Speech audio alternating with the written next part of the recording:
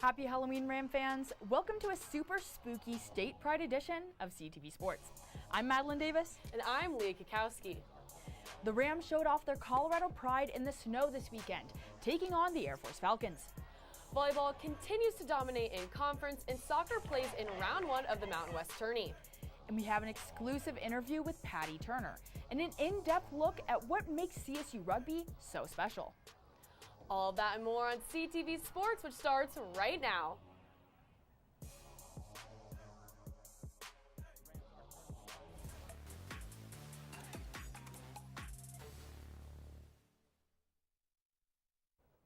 Colorado State football took on undefeated and number 19 ranked Air Force this past Saturday in State Pride attire.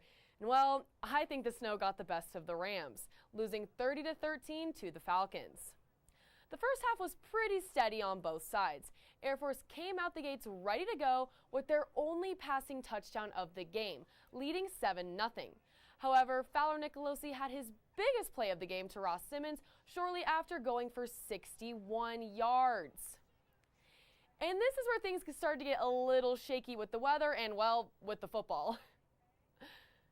And so right here, we are in the second half. CSU is still up 10-7, and Braden Fowler Nicolosi with the ball, and it basically gets wadded right out of his hands from Richer, giving him no chance. It was so slippery and so wet at this point, it was so hard to stay on. And obviously, Air Force was able to answer immediately following, putting them up against CSU. And okay, it's just a dog pile at this point. They were finding any way to score without having to pass the ball.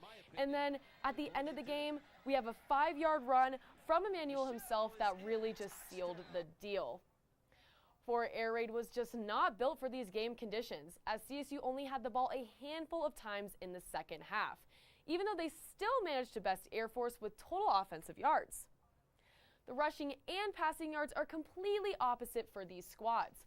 Colorado State was able to hold the Falcons under 300 yards overall, but it still wasn't enough to stop their powerful snow plowing rushes.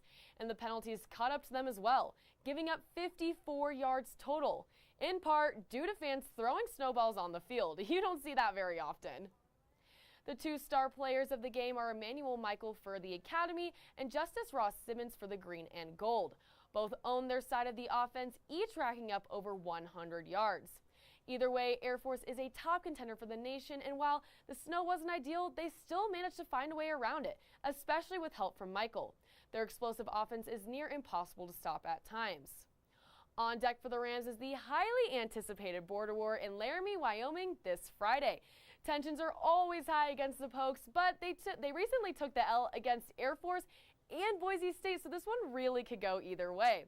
I know the Rams are going to fight to bring the boot back home, especially because of last year's devastating loss at Canvas. And the job is not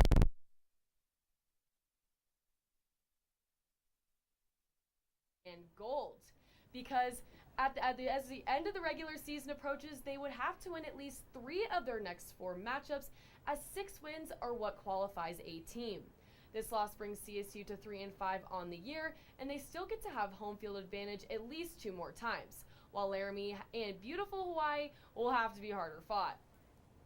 Make sure to tune in to Thursday Night News to see what to expect during this year's showdown.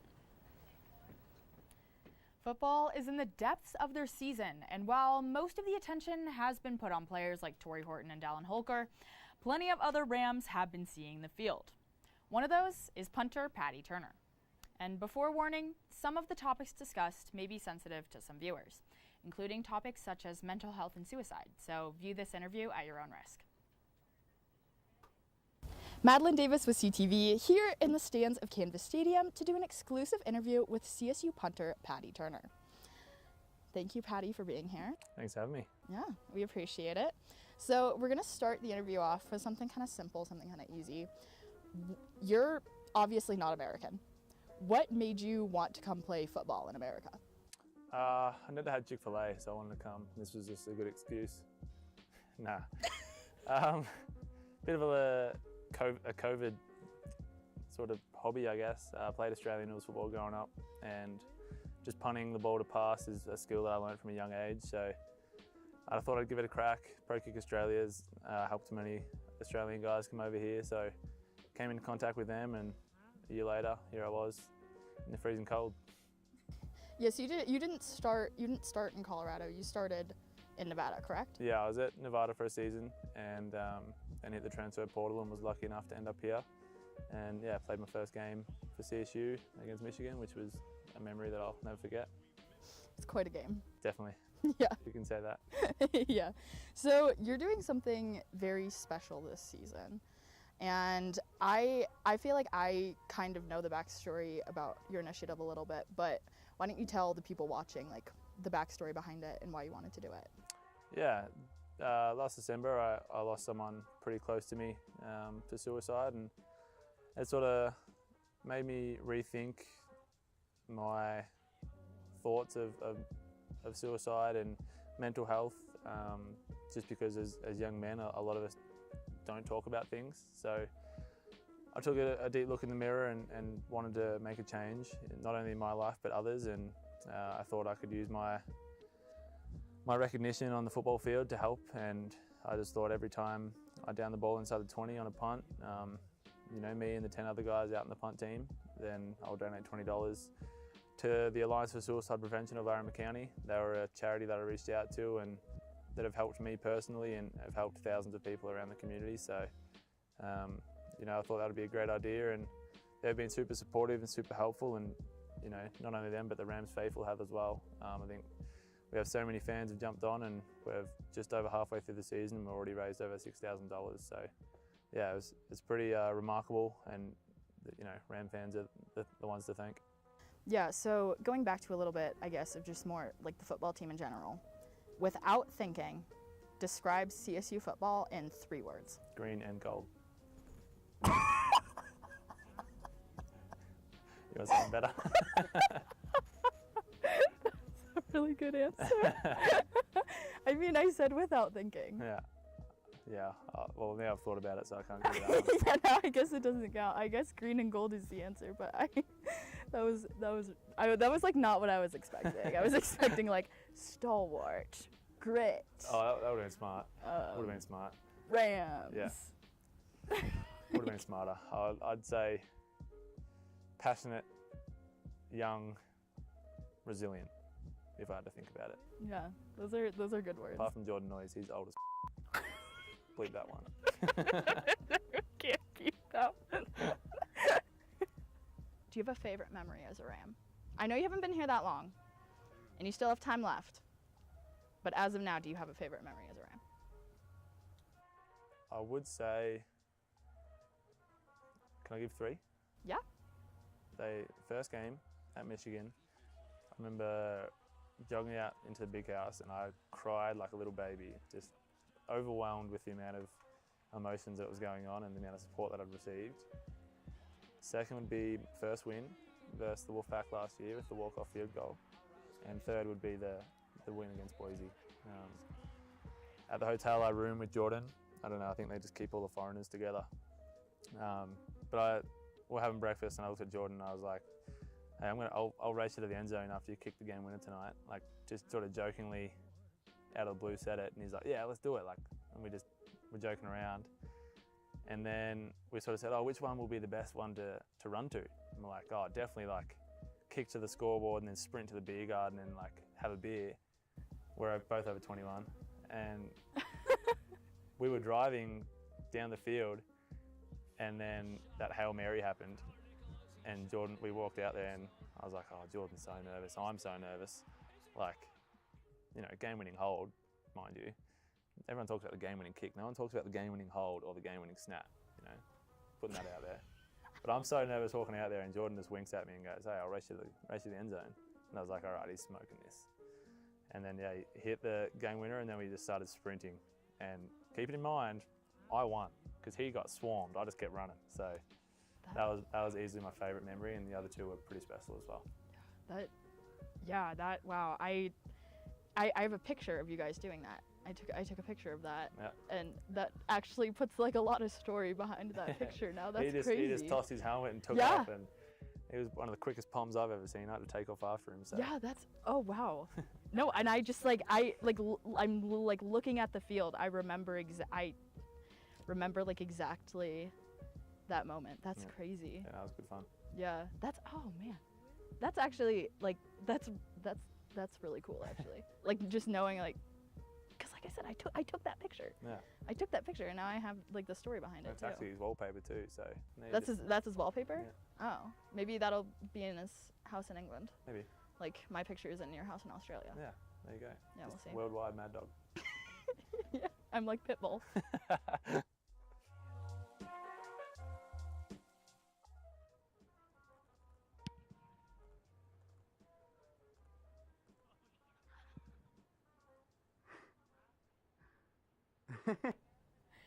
If you thought that was fun, you're in luck, because there's about 15 more minutes of our discussion, where we cover everything from Aussie slang to what Paddy hopes his legacy as a Ram is. You can find that on our YouTube channel at CTV Channel 11, directly following our show. You know, I think it is such a cool thing that we're able to talk and be with athletes that aren't from this country. And especially when it comes to football, like, it's such an American sport. Exactly. And so being able to have our punter that is from Australia, like, we can learn so much from that. Both our punter and our kicker are international athletes. Yeah, which is crazy. Makes sense football. I was gonna say, like football-wise, like, I guess, like it kind of makes sense, because, yeah, they do, like, you know, a lot of kicking-based sports in other countries. But yeah, I think it's really cool, and I mean, anytime I get to talk to Paddy, it's always fun. He's so funny. Yeah, he seems like such a genuine guy, too. Yeah, he is, and he's so quick-witted. Oh, yes. And just like in the extended version, he was like talking. He was like, oh yeah, I listen to like weird music, and I was like, oh, do you listen to Australian music? Do you break out the didgeridoo? And he's like, only for home games. Like, just like stuff like that. Like, a lot of people would be like, no. And just Chick-fil-A, you know, just very quick. Yeah, literally. The first question, why'd you come to America? I never had tried Chick-fil-A. You know, valid. Fair enough. Fair enough. It's good chicken. Yes, well, it was an amazing interview. Thank you. Yeah. And while it may have been cold outside this weekend, the volleyball team was heating up Moby when they started the afternoon with an easy sweep over the Boise State Broncos. The Rams were looking for revenge over Boise, and revenge is exactly what they found. Last time these two teams met, Boise took the dub in 5 sets, and this time, the Broncos didn't even manage to get one. CSU played an incredibly clean and well-fought match that saw them hitting at a .358 efficiency and held the Broncos at a .063 hitting percentage. Yeah, not exactly ideal if you're Boise. This efficiency and impressive offensive performance was led by senior outside hitter Kennedy Stanford, who racked up 15 kills on 24 tries. Leah Jones also hit double-digit kills with 10. Setter Emery Herman led in assists with 34, and libero Kate Yoshimoto left the court with 12 digs on the afternoon. Currently, the Rams are actually playing in what they're calling the Booter War, because it's Halloween, get it? And right now, CSU is currently up 1-0. They won the first set 25-19. Malaya Jones and Annie Sullivan are both leading the team in kills with 5.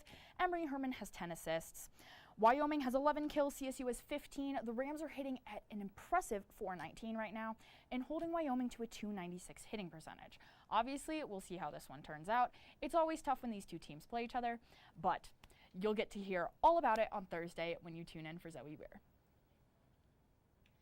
CSU Swim and Dive defeated the DU Pioneers over the weekend, and not one, not two, but 2 records were broken at Moby Pool. The Green and Gold bested the 2017 mark set by Houston with their time of 1 minute and 42 seconds for the 200 medley. They also competed and won in the 200 free, but the individual honors are one to remember. For the first time since 1994, the 50 free record holds a new name for the Rams. Sophomore Lexi Treatley splashed through with a time of 23.21 seconds to best none other than Colorado State legend Amy Van Dyken. The Golden Girl of Colorado, Amy Van Dyke, competed in the 1996 Atlanta Olympics and became a worldwide sensation. She won 4 gold medals as the first female athlete to ever do so in the same games. One of them, of course, was the 50 free. She then went on to compete in the 2000 Olympics in Sydney, Australia, claiming 2 more gold medals. She remains one of the few swimmers to only win gold and an inspiration for all of Colorado State athletics. Here's what Treatley had to say about it. I told Coach last year I was going to break one or more of her records. I think that's why I set goals, is just to keep me hungry, keep me going and motivated, want to continue swimming and competing. The Rams hit the road to compete against Queen's University and Old Dominion in Charlotte, North Carolina this weekend. After a less than ideal season last year, Rams soccer absolutely turned it around with their best season in program history. And well, that streak didn't come to an end in the regular season, as the Rams played in the first round of the Mountain West Championships up in Laramie, where they defeated the Fresno State Bulldogs 2-0. Due to inclement weather, the first two games of the championship had to be played inside on a field about 12 feet short of regulation. It was the Bulldogs who adjusted first, but it was the Rams who adjusted better, putting up 2 goals in the second half. One from Olivia Fout and the other from Liv Stutzman. This was a big one for Fout, as it broke the all-time single-season goal record for the Rams, with this being her 12th on the season. Here is what head coach Keely Hagan had to say about the goal. I'm really proud of her. Katie got the ball and was decisive. When our team is decisive and aggressive and on their front foot, good things can happen, and I'm just happy for Fout. The Rams will be moving on to the semifinals for a meeting with the San Diego State Aztecs, a team who handed the Rams an L just over a week ago. Tune in on Thursday with Zoe Weir to find out if the Rams reign victorious or if their impressive season comes to an end. Rams, I have some amazing news. The women's cross-country team brought the hardware home at the Mountain West Championship. They haven't led the podium since 2007, and this was surely one to remember. The women's team put up a combined 6 personal records for the group. Sarah Carter led the team to victory with her individual title, and Quinn McConnell and Yasmin Ostrich were in the top 10 as well. The men's side of things went pretty well too, with Lars Mitchell coming in 12th place for the green and gold and Sam Griffith landing in 21st. But best of all, drumroll please, because Kelly Hart is your 2023 Mountain West Cross Country Coach of the Year. This is one of the highest honors a coach can get, let alone in their first year. Coach Hart celebrated in a Gatorade shower, while Sarah Carter has remained on top for the green and gold since the start, and she did so well-deserving alongside Hart to bring home this win. But it ain't over till it's over. CSU will head to the NCAA Mountain Regional that's hosted by Texas Tech on November 10th. CSU women's golf took their talents down to South Beach for the Hurricane Invite, which teed off yesterday afternoon. The Rams have 2 golfers in the top 20 with Lacey Uchida and Pamika Arfamongol, both sitting in 20th at 1 under 143. The best round of the day, though, came from grad student Andrea Bergstadter, when she shot a 3 under 69. The team is currently sitting in 9th overall with 1 day left of play. Now over to the opposite side of the country, where men's golf is competing in the Cal Poly Invitational. Leah? Yeah, Madeline, Colorado State men's golf is competing in the Cal Poly Invitational in a 2-day event. Day 1 was supposed to finish up yesterday, but they postponed the second round to this morning due to darkness. CSU did not have their best go around, sitting at 11th place at 2 under par. UCLA is in first place with 14 under par, so the Rams will have a long way to go if they want to stay in it. The results have yet to go in for day 2, but hopefully the Rams find a way to climb the ladder. And don't go anywhere just yet, because we're going to take a short break, and when we come back, Nolan Teubel has a special feature. I'll be right back. Hi! You think you're probably sober? Yeah. But you're thinking about taking the back roads home, just in case. If you're probably sober, then why would you do that?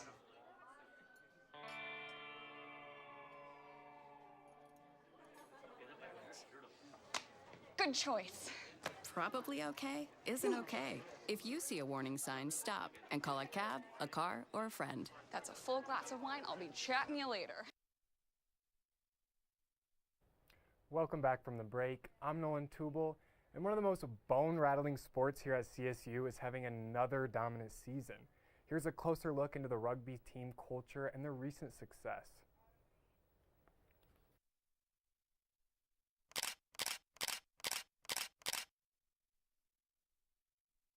I'm Mason Kreider. I'm criminal justice and history double major. I'm the captain of the rugby team, and I play number 8. what makes it different from honestly any sports, just contact sports alone, is the amount of teamwork that is required to play the sport. Is I played basketball and football all throughout high school, and don't get me wrong, I love those sports, but the teamwork and the team bonding that's necessary for a winning team is so much more important in rugby than it is in any other sport. With rugby, we try to teach technique.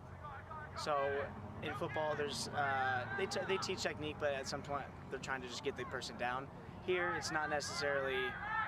They can gain extra yards, and just as long as you make the tackle, that's kind of the key to that. But we want to make sure that everybody's playing safe.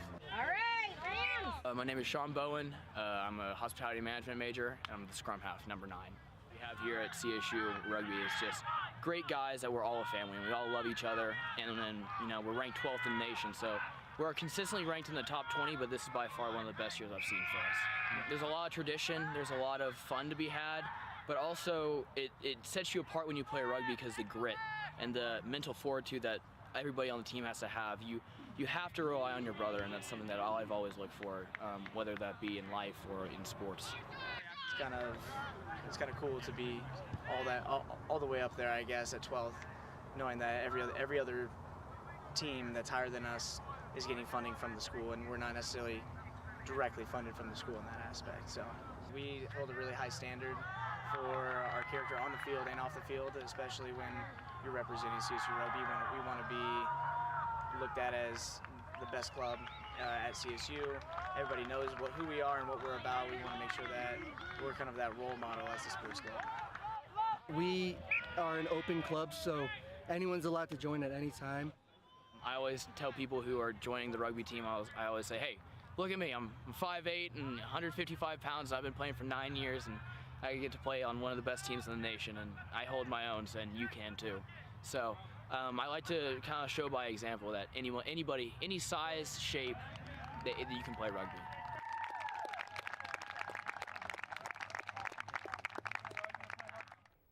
With one loss, the team's regular season has come to an end, and now they wait to see if they make the postseason. Well, Rams, we're going to head to break, but stick around because when we return, we will have a full rundown on the high school football playoffs. Bye-bye. Hi. Hoping for a crisp breeze to help keep you alert. Oh, he took a sip of water too. That'll probably help. You were probably going to turn down the radio too, so you could focus, right? Probably okay isn't okay. Right. If you see a warning sign, stop and call a cab, a car, or a friend. I think the water line is what really drove it home. I blew on him. Welcome back from the break, Rams. I'm Gideon Agner. And if you remember, back in April, it was announced that the Colorado High School Activities Association would be bringing the 4A and 5A football state championships here to Canvas Stadium later in December. With the football playoffs starting on this Thursday, we thought it would be appropriate to go over some local teams and their first round matchups to predict if they make it either here to Canvas or to the Thunder Bowl at CSU Pueblo. And first, we'll start with the only Fort Collins 5A team in the bracket, number 24 Fossil Ridge at number 9 Castleview. And to start this off, do you guys have any familiarity with these squads? Yeah, I have a little. I know Madeline and I have been to the Canvas Classic a couple of times now that they've had it here, and I'm from the Denver South area, so Castleview was not too far away. So yeah, know a little about these teams. Very nice. Well, when we're looking at them, we have a couple of key players here. So this is going to be an absolute battle between Gage Ginther and Jordan Ochoa. So Ginther, he's from Fossil Ridge. He's a 6'6", 290-pound tackle who's committed to Tennessee. And then Castleview, they've got an edge rusher who's also getting recruited by Tennessee right now, named Jordan Ochoa, who's at 6'5", 230. And so this is going to be an absolute battle between those two players. Fossil Ridge, continuing on their offense, they've got Colton Pollack, who he may not be committed for football, but he's going to DU for lacrosse, and he's one of the better running backs in the state. Meanwhile, for Castleview, they have Jonathan Nieto Villa, who's going to be trying to stop him, a linebacker, 6', 220. And so when we're looking at this which team do you think has the better matchup when it comes to their top players? So I'm going with Castleview. I love a team with some grit. When you go from being one of the worst teams and then, you kind of carry that chip on your shoulder like, hey, we got to do better, and that's what they're doing this season. So I think when you have that kind of mentality, especially going into a postseason, it's going to be a good matchup. I definitely think that aspect is going to give them just a little extra push. In honor of our old sports director, I'm sorry, Madeline, Brandon Cruz, I gotta go with Fossil Ridge. We here at CTV have built quite the Fossil Ridge fan base, and so gotta stay local. Gotta give our support to, I believe, are they both the Sabercats? Yes. Okay, yes, that's what I was gonna say. So that's gonna be fun. Mascot little rivalry right there. So yeah, gotta go with Fossil Ridge. I saw Fossil Ridge play in the Canvas Classic. They lost in literally like the last second in a field goal to Fort Collins. That was a fun game. I know what they're capable of. I know they're a pretty good team. Castleview, though, they're just bigger. They're just bigger. And when it comes to like high school football, a lot of times the bigger team wins. Yeah. Mm-hmm. Yeah, I have Castleview as well. Defense wins championships, and though Fossil Ridge has a high-powered offense, the Castleview defense is really solid.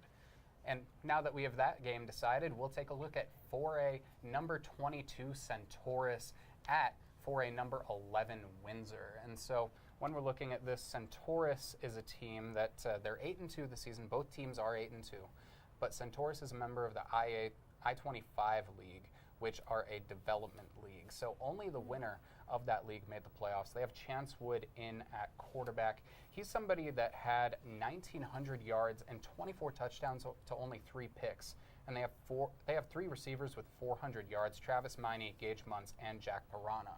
But the problem with that is they're going up against one of the top safeties in the state in Windsor, who has Mikey Munn. Munn is 10th in the country in interceptions with 10 right now. And then they also have Brady Lichtenberg, who is their main running back. He has 1,100 rushing yards and 10 rushing touchdowns, along with a kicker in Gavin Helm, who's been offered by South Dakota. So when you're looking at it, if you can even get within 40, 45 yards, they're going to put it through the uprights. And Centaurus, even though they're a high-powered offense, what do you guys think about their chance against that defense? I just see a quarterback who has 24 touchdowns and 3 interceptions in high school. That is very impressive.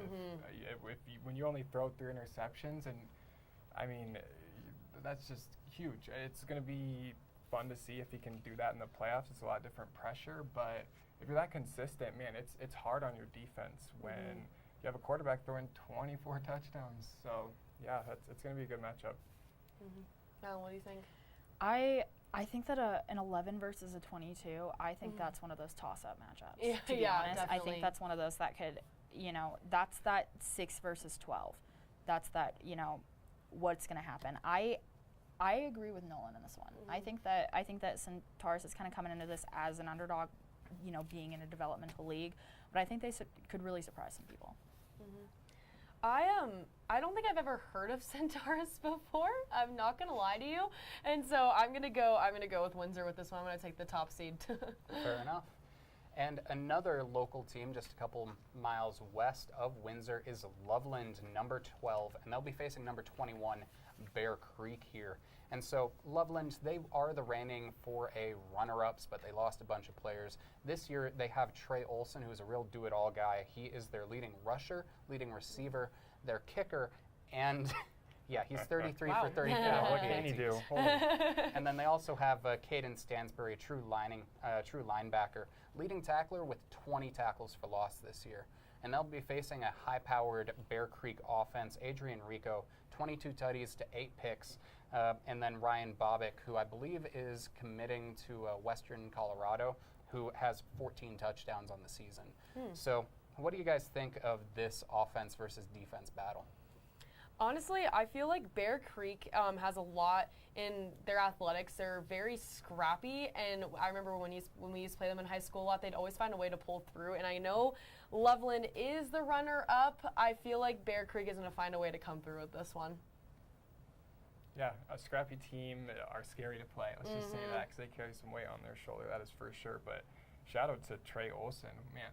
4 positions. Yeah, that's crazy. 5? Yeah, that's, whew. But yeah, I'm going to go with you too. I'm having Bear Creek for this one. I love a two-way player too much.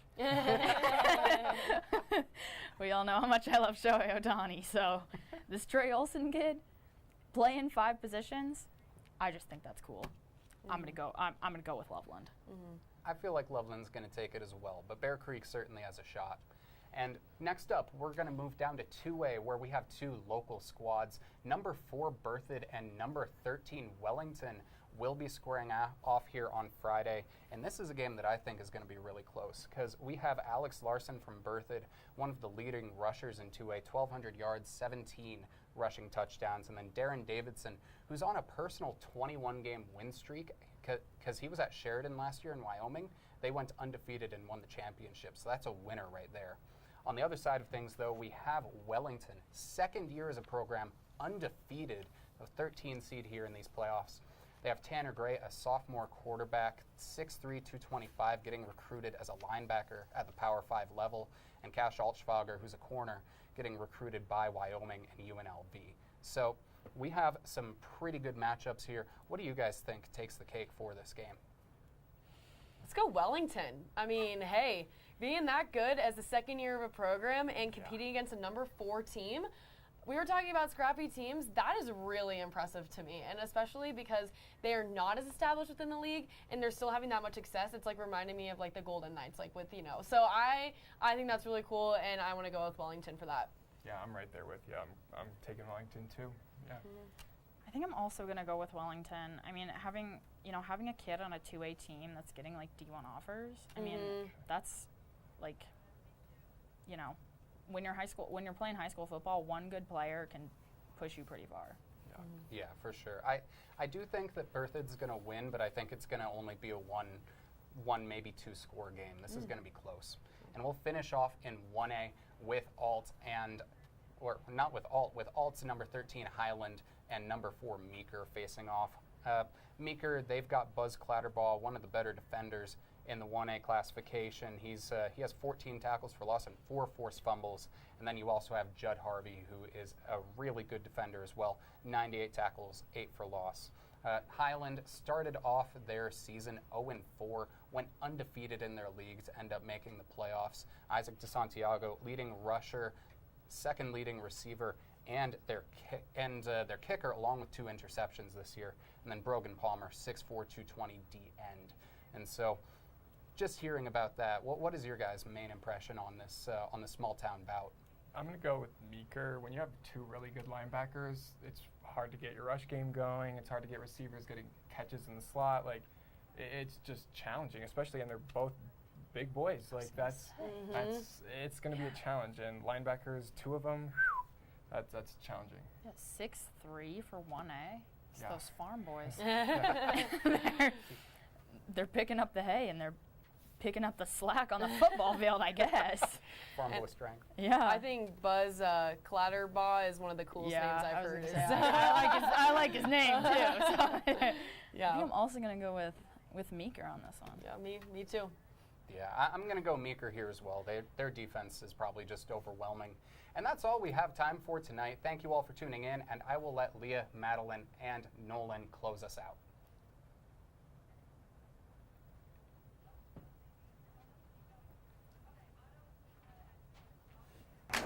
We didn't have it. Yeah, there was like nothing on the